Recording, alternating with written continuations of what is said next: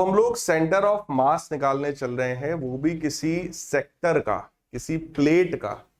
ठीक है, वो कैसे निकालेंगे देखिए जरा। अगर कोई इस तरीके का, अगर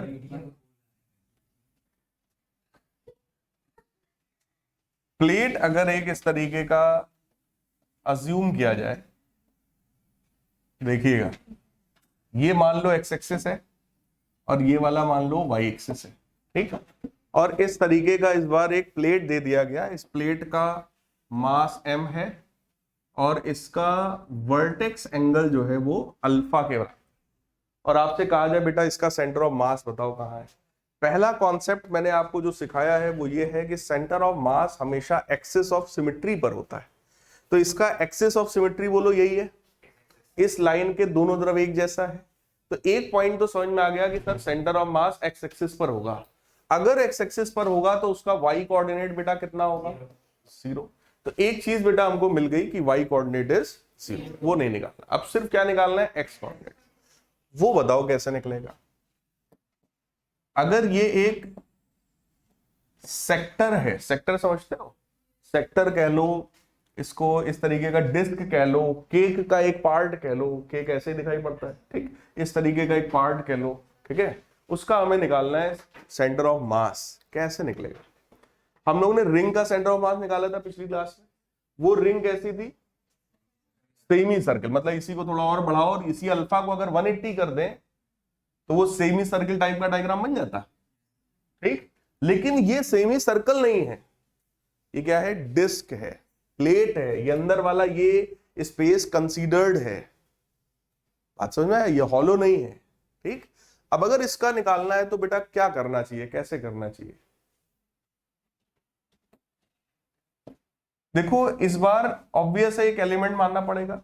एलिमेंट ऐसा होना चाहिए जिसको पकड़ के अगर स्ट्रेच करें तो यही फिगर, यही एरिया, यही प्लेट बन जाए। तो सोचो एलिमेंट कैसा होना चाहिए, ऐसा कौन सा एलिमेंट, कैसा एलिमेंट इसमें माने जिसको अगर पकड़कर खींचे तो ये फिगर बन जाएगा।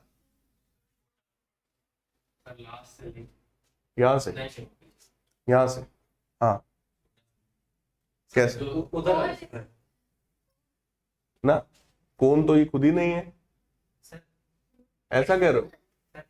सबसे छोटा वाला है सर, सबसे लास्ट वाला है ये यस सर। तो क्या ऐसा ले लें? देखो एलिमेंट जो मुझे समझ में आ रहा है, अगर हम लोग इस तरीके का एक एलिमेंट ले लें, लेट अस अज्यूम एक छोटा सा ये प्लेट है, इसी प्लेट को अगर ऐसे पकड़ के खींच दिया जाए तो क्या ये पूरा बन जाएगा?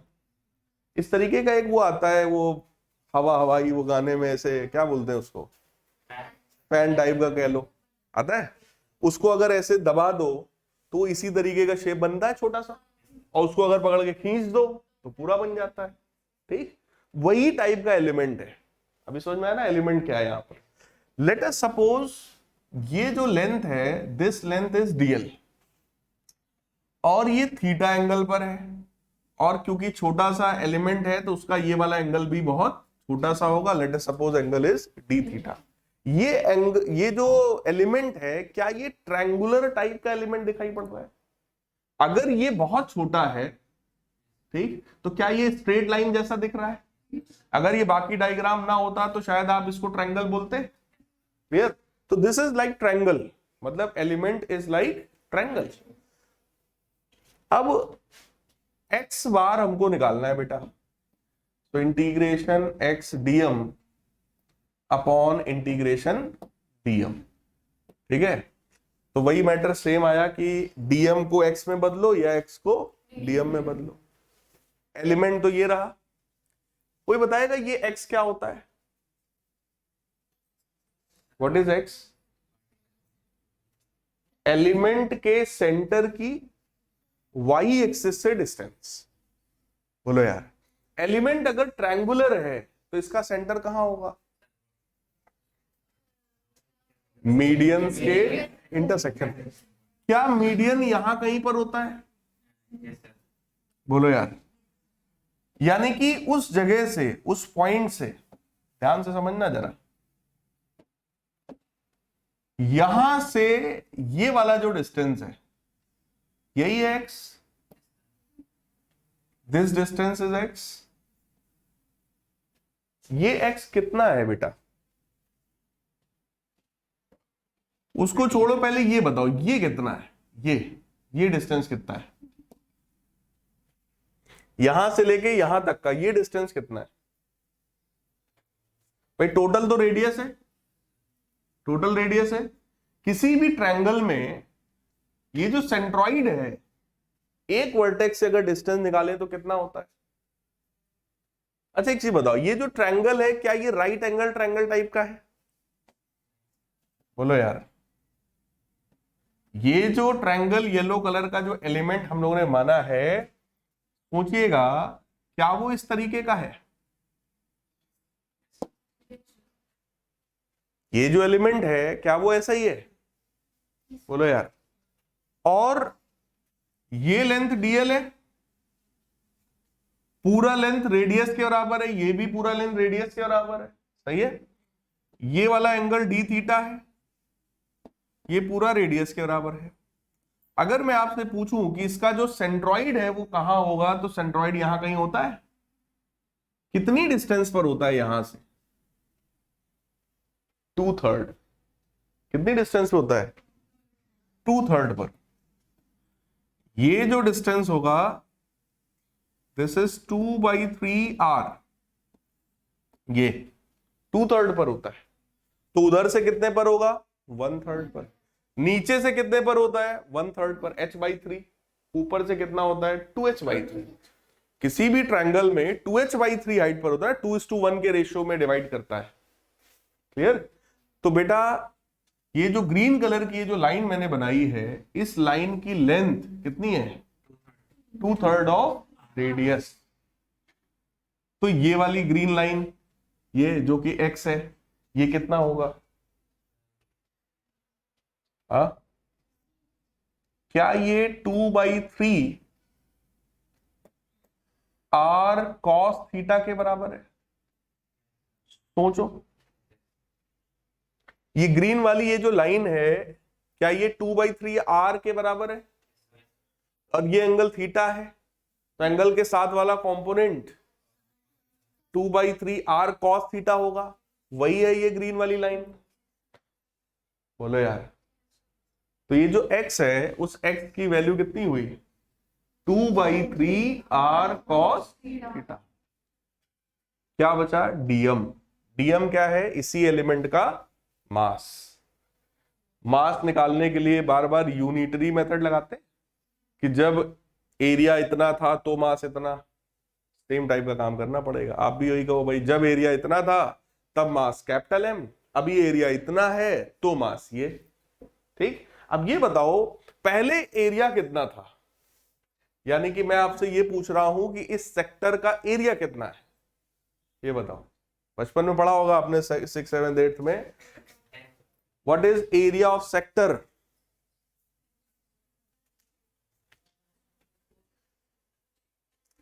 एरिया ऑफ सेक्टर का फॉर्मूला क्या होता है? नहीं पढ़ा?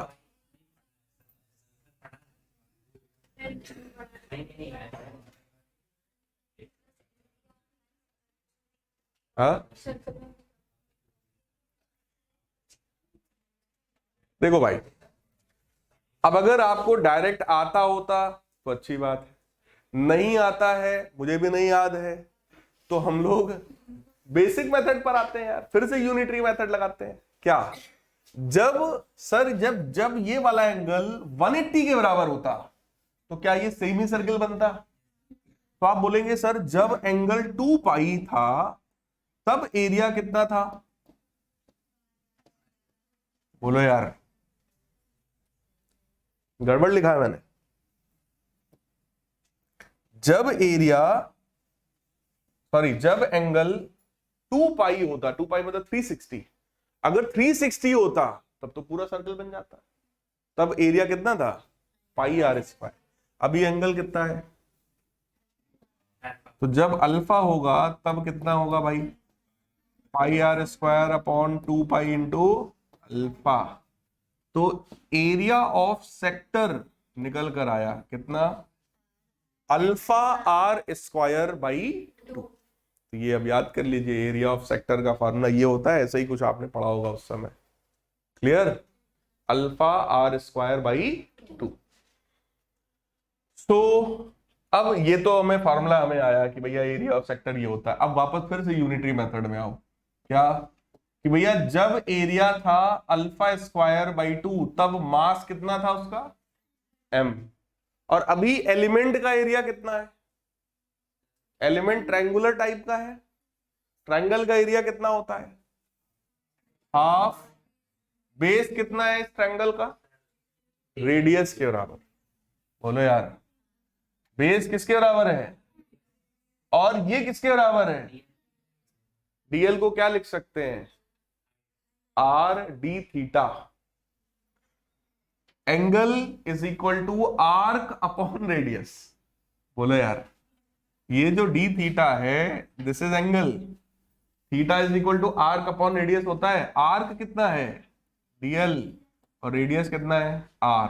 तो डीएल को क्या आर डी थीटा लिख सकते हैं, डीएल को आर डी थीटा लिख सकते हैं भाई। तो आप कहोगे सर जब एरिया ये था अल्फा आर स्क्वायर बाई 2 तब मास m। जब एरिया ट्रायंगल का half R into R D theta है तब मास कितना होगा, डीएम। ये आया हमारा DM mass, alpha R square by 2 multiplied by 1/2 R square D theta. इसमें देखो कुछ कैंसिल होगा, इस 2 से ये वाला 2 कैंसिल होगा, आर स्क्वायर से आर स्क्वायर कैंसिल होगा, तो ये बनेगा m by alpha into D theta. तो m by alpha D theta divided by m by alpha D theta. Is this clear, बोलो यार। 2/3 m इंटू आर, ठीक है, डिवाइडेड बाई ये वाला अल्फा, ये वाला अल्फा, वैसे ही सब कैंसिल ही हो जाना है भाई, कांस्टेंट था ना ये, तो ये कैंसिल ही हो जाएगा। क्या बचेगा, 2/3 R integration of cos theta D theta divided by integration of D theta. ठीक, लिमिट्स किसकी होंगी भाई, थीटा की। थीटा बताओ कहां से कहां तक है, थीटा किसका एंगल है, एलिमेंट वाली रेडियस का एक्स एक्सिस। ये मिनिमम कितना हो सकता है, सोचो, 0 होगा क्या, सोचो भाई, मिनिमम कितना हो सकता है इन दिस डायग्राम, हाँ minus, yes, minus alpha by 2 से प्लस अल्फा बाई 2। क्या ये समझ में आया भाई, ये एलिमेंट एकदम नीचे अगर यहां होगा तो ये एंगल आधा होगा अल्फा बाई 2, तो माइनस अल्फा बाई 2। और जब यही एलिमेंट सबसे ऊपर होगा तो ये एंगल प्लस अल्फा बाई 2 होगा, तो माइनस अल्फा बाई 2 से प्लस अल्फा बाई 2। अब इसको करते हैं सिंप्लीफाई, तो ये बनेगा 2/3 आर, कॉस का इंटीग्रेशन क्या होगा भाई, sine theta minus alpha by 2 से plus alpha by 2 divided by D theta का integration theta minus alpha by 2 से प्लस अल्फा बाई 2। तो इसको सॉल्व करके हम लोग लिखेंगे 2r अपॉन 3, ये बनेगा sine alpha by 2 minus sine minus alpha by 2। बोलो यार, upper limit minus lower limit divided by, इसमें भी वही काम होगा, alpha by 2 minus minus alpha by 2, upper limit minus lower limit. तो फाइनली जो फॉर्मूला निकल करके आएगा, देखो ये बनेगा 2 साइन अल्फा बाई 2, ये वाला माइनस बाहर आ जाता है, ठीक, तो ये बनेगा 2 साइन अल्फा बाई 2, वो 2 और ये 2 मिलके क्या बनेगा, 4r/3 sign alpha by 2 divided by alpha by 2 plus alpha by 2। तो फॉर्मूला क्या आया, 4r upon 3 alpha sign alpha by 2। ये वैल्यू निकल करके आई इस पूरे का जो सेंटर ऑफ मास आएगा। क्लियर है? कोई डाउट हो तो बताओ भाई। देखो थोड़ा सा टफ है, मैं जानता हूं थोड़ा सा टफ है, क्योंकि यहां पर हर एक चीज लग गई एक ही बार। ये डेरिवेशन कायदे से आपको 100% तब समझ में आएगा जब आपको इंटीग्रेशन का 100% फील होगा कि इंटीग्रेशन कब करते हैं, क्यों करते हैं, जो कि मैं बता चुका हूं पहले ही। ठीक है, यहां पर देखो, अगर मैं एक बार में सेंटर ऑफ मास नहीं निकाल पा रहा था तो मैंने क्या अज्यूम किया, एक एलिमेंट। ठीक, पहले एक एलिमेंट अज्यूम किया जो कि एक ट्रायंगुलर प्लेट जैसा है। प्लेट जैसा क्यों है ये मैं समझा चुका हूं। ठीक, प्लेट जैसा एक एलिमेंट हमने अज्यूम किया, उस एलिमेंट का सेंटर हमको पता था, मीडियंस के इंटरसेक्शन पॉइंट पर होता है, तो वो हमको पता था कि सर अगर एलिमेंट होगा तो उसका सेंटर यहां पर है, सेंटर ऑफ मास। ठीक, अब एलिमेंट का सेंटर ऑफ मास पता है, उसी के बेसिस पर पूरे फिगर का निकालना है तो इंटीग्रेशन करना पड़ेगा।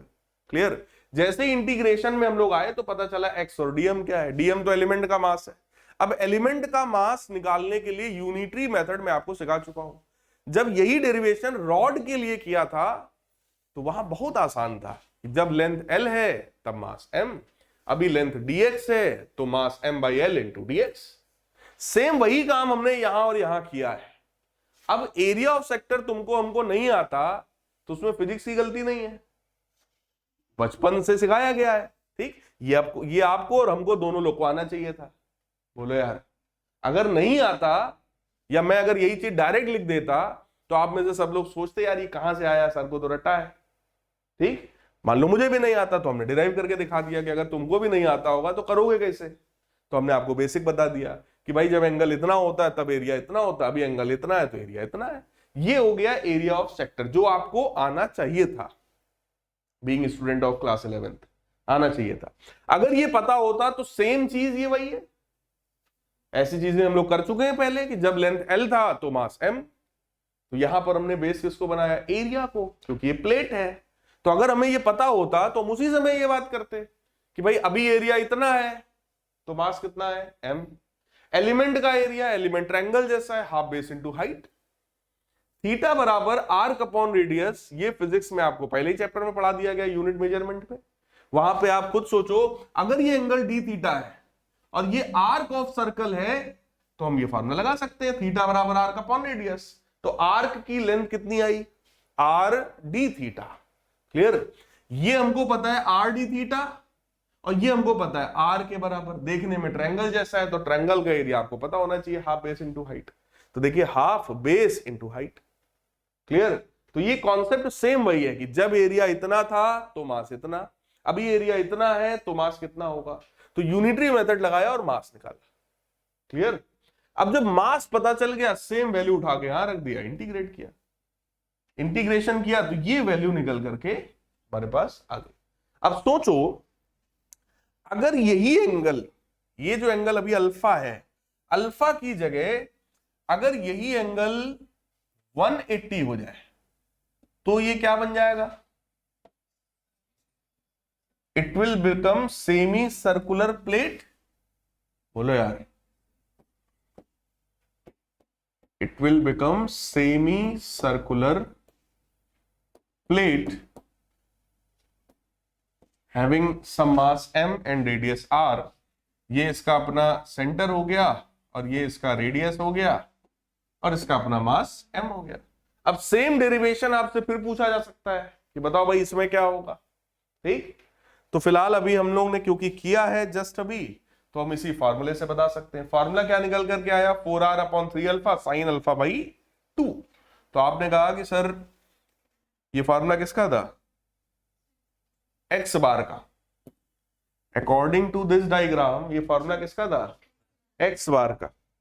यहां पर एक्सेस ऑफ सिमेट्री कौन सी होगी, ये वाली होगी एक्सेस ऑफ सिमेट्री की नहीं, बोलो भाई।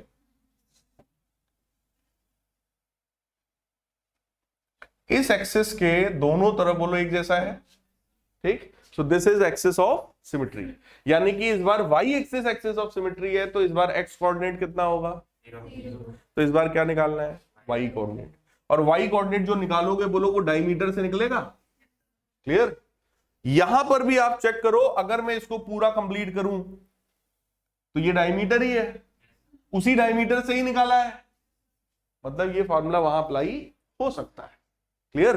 तो इस फॉर्मूला को मैं यहां पर अप्लाई करने वाला हूं, वो भी वाई कोऑर्डिनेट निकालने के लिए, क्योंकि according to diagram this is equal to C. या फिर अगर आप इसको सेम वैसे ही बना दो, ये जो है अगर इसको सेम वैसे ही बना दिया जाए, इसको जस्ट ऐसे हम लोग 90 डिग्री घुमा दें, तो आप चेक करो इस बार फिर से हमें क्या निकालना पड़ेगा, एक्स कोऑर्डिनेट। इस बार वाई कोऑर्डिनेट 0 हो जाएगा, सही है। तो इसको फिलहाल हम लोग वापस कर लेते हैं अपने हिसाब से।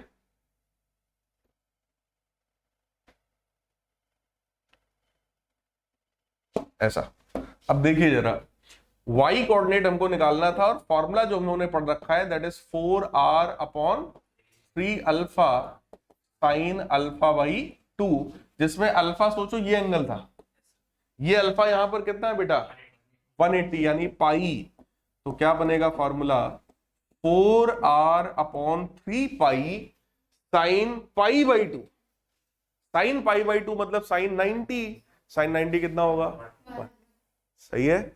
इसका मतलब साइन 91 गया। तो रटने वाली बात क्या आ गई, रटने वाली बात यह है कि डायमीटर से कितनी हाइट पर होगा, 4r अपॉन 3 पाई हाइट पर होगा, क्लियर है। कोई डाउट हो तो बताओ भाई। सेंटर ऑफ मास यहां कहीं होगा, ठीक, और नीचे से डायमीटर से उसकी हाइट कितनी होगी, 4r upon, is this clear. अब इस पर बेस्ड क्वेश्चन देखो, अगर ये मान लीजिए वाई एक्सिस है और ये एक्स एक्सिस है, ठीक है, एक ऐसा हम लोगों ने एक रेक्टेंगल कंसीडर किया, इसके ऊपर यहां पर एक सेमी सर्कल लगा दिया और एक ऐसा ट्रायंगल लगा दिया। अब आपसे हम कह रहे हैं ये जो फिगर बन गया, इस फिगर का सेंटर ऑफ मास बताइए कहां पर होगा, locate centre of mass of this figure. बाकी आपको ये सारी डायमेंशंस दे दी जाएंगी भाई। ये हो गया मान लो 20 सेंटीमीटर, और ये हाइट मान लीजिए 10 सेंटीमीटर ट्रायंगल की, ये मिडिल पॉइंट मान लो, ये भी 10 सेंटीमीटर हो गया, और इसको मैं 16 सेंटीमीटर मान ले रहा हूं। ये सारे डायमेंशंस आपको दे दिए गए और आपसे कहा जा रहा है सेंटर ऑफ मास बताओ। सेंटर ऑफ मास बोलो, अगर कुछ फिगर्स को जोड़ते हैं तो इस तरह का क्वेश्चन मैं करवा चुका हूं, अभी पिछली क्लास में शायद मैंने टी शेप का करवाया था। टी शेप में बोलो दो रेक्टेंगल्स को सिंपल जोड़ा था, तो फॉर्मूला क्या था, a1 x1 plus a2 x2 upon a1 plus a2। अभी कितने फिगर को जोड़ा है, 3। क्वेश्चन इज सेम, बात समझ में आई।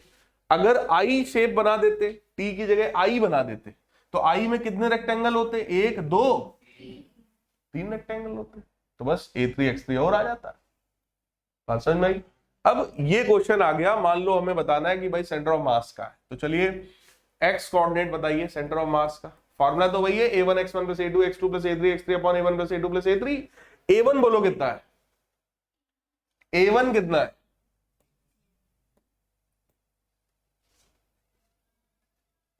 a1 कितना है, अरे रेक्टेंगल का एरिया कितना होता है, लेंथ इंटू ब्रेथ, 16 गुणे 20 320, सही है। और इसका सेंटर कहां पर होता है, यहां कहीं पर, और उसकी ये डिस्टेंस कितनी होती है, x1, यही तो होगा x1, ये कितना है x1 10, तो 3200 हो गया, सही है।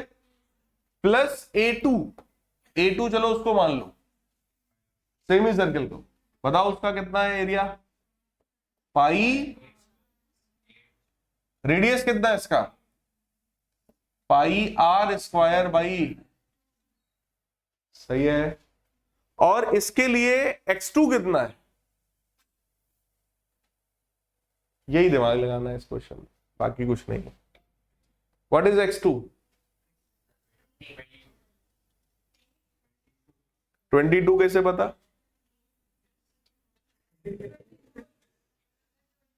देख लो कैसे पता 24?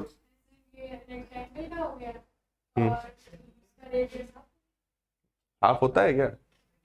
अगर सेमी सर्कुलर प्लेट हो तो उसका सेंटर ऑफ मास कहां पर होता है, कहां होता है, 4r/, इसका मतलब 20 सेंटीमीटर तो ये हो गया, और यहां से कितनी हाइट पर होगा, कुछ समझ में आ रहा है, 20 + 4 × r, r कितना है 8, 4r/3π, बोलो यार करेक्ट है, प्लस A3, यही लिख रहा हूं मैं, प्लस A3, ट्रायंगल का एरिया बोलो, 1/2 base into height, base into height है 100, 1/2 करेंगे 50, इंटू x3 बोलो, कितना होगा x3,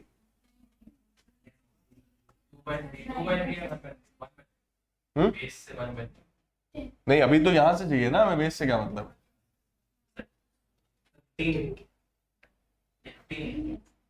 इसको मैं आपके लिए आसान कर दे रहा हूं, ठीक है। ये जो 10 ऐसे दिया था, इसको भी 10 कर दे और इसको भी 10 कर दे, बोलो यार इक्विलेटरल ट्रायंगल कर देते, ठीक है।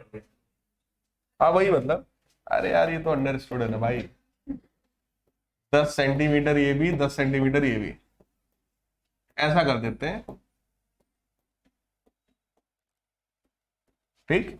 ऐसा करने से ये गलत हो गया, तो इक्विलेटरल ट्रायंगल का एरिया कितना होता है, √3/, ऐसा कुछ होता है ना, साइड स्क्वायर, सो √3/4 इंटू साइड स्क्वायर मतलब 100, करेक्ट। और x3 कितना है भैया, इसका जो है वो यहां कहीं होगा और ये बीचों बीच होगा, यानी कि अगर टोटल 20 है और ये 10 है तो ये बचा 10, 10 ये और 5 ये 15, divided by A1 + A2 + A3, तो बनेगा 320 + π8²/2 + √3/4 इंटू, ठीक है। मतलब देखो क्वेश्चन ये वही सेम है, ये किस वैरायटी का क्वेश्चन है, अगर आप ध्यान से देखो तो जो सबसे पहली क्लास में सबसे आसान क्वेश्चन कराया था, जिसमें एक बोला था रेक्टेंगल है, एक मास यहां, एक मास यहां, एक मास यहां, एक मास यहां, m1x1 + m2x2 + m3x3 upon m1 + m2 + m3, ठीक, वही वैरायटी का क्वेश्चन है, कुछ इसमें नया नहीं है, बस मास की जगह क्या आ गया, एरिया आ गया, एरिया, लेकिन देखने में अब थोड़ा खतरनाक हो गया, कैलकुलेटिव भी हो गया। तो सेम चीज पर आसान भी बनाया जा सकता है, सेम चीज पे थोड़ा मोड़ा दिमाग लगा के थोड़ा कठिन भी बनाया जा सकता है, क्लियर है, ठीक। बिल्कुल इसी तरीके से बोलो y कोऑर्डिनेट निकालेंगे, इसको बोलो कैलकुलेट कर पाओगे, कर तो नहीं पाओगे लेकिन कर लेना चाहिए, ठीक है ना, जोड़ घटाना ही है, लेकिन गलती कर ही दोगे। फिलहाल ये एरिया बोलो यार 320 है, y1 कितना है बेटा, y1 8, बोलो यार y1 मतलब पहले एरिया के सेंटर की x एक्सिस से दूरी, पहले एरिया का सेंटर ये, x एक्सिस ये, डिस्टेंस कितना होगा, आधा, यानी कि 8, उसका भी कितना है भाई, π8² एरिया, और बेटा उसके लिए भी डिस्टेंस कितना है 8, क्योंकि ये हाइट तो सेम है ना, प्लस ट्रायंगल का एरिया है √3/4 इंटू 100 और उसकी हाइट कितनी होगी ना? ट्रायंगल के सेंटर की एक्स एक्सिस से दूरी, दिमाग से सोच के बताओ। क्या? नहीं बेटा, 5 नहीं होता। ट्रायंगल में कितनी हाइट पर होता है? h/3। बेस से कितनी हाइट पर होता है? अब पहले h बताओ। ट्रायंगल का पहले तो हाइट बताओ। ट्रायंगल की हाइट बोलो 10 sin 60 है। बोलो भाई साहब। भाई 10 इक्विलेटरल ट्रायंगल है तो सारे एंगल कितने होंगे? 60। 10 cos 60, ये 10 sin 60। तो 10 sin 60 तो उसकी हाइट है, यानी कि 5√3। सही है। और हाइट बाई 3 होता है ये h/3। कितना होगा h/3? 5√3/3। तो 5√3/3 तो ये हुआ, और ये कितना है? 16। तो 16 plus 5√3 divided by a1 plus a2 plus.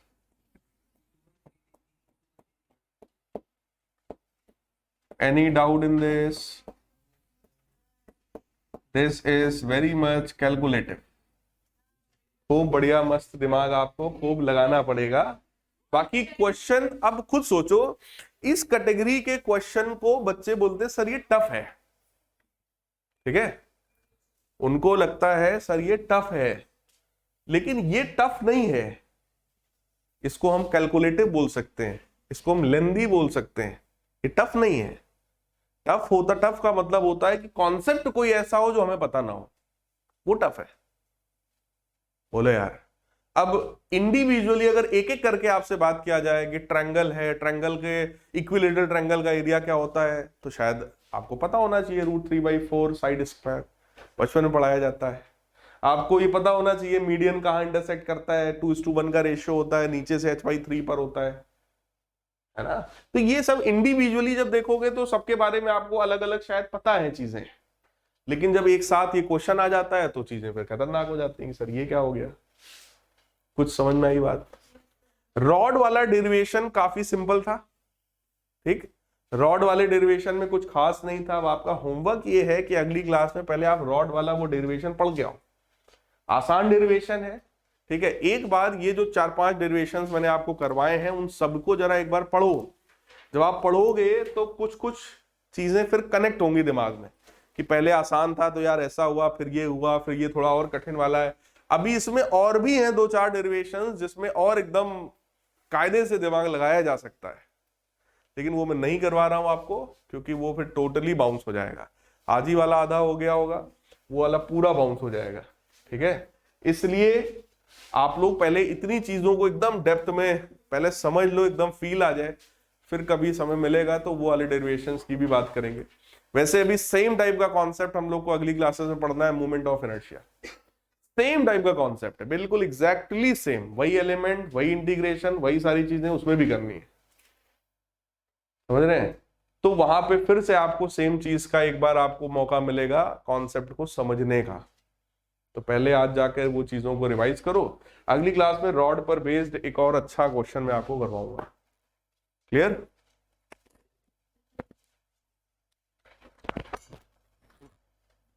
बंद करो भाई।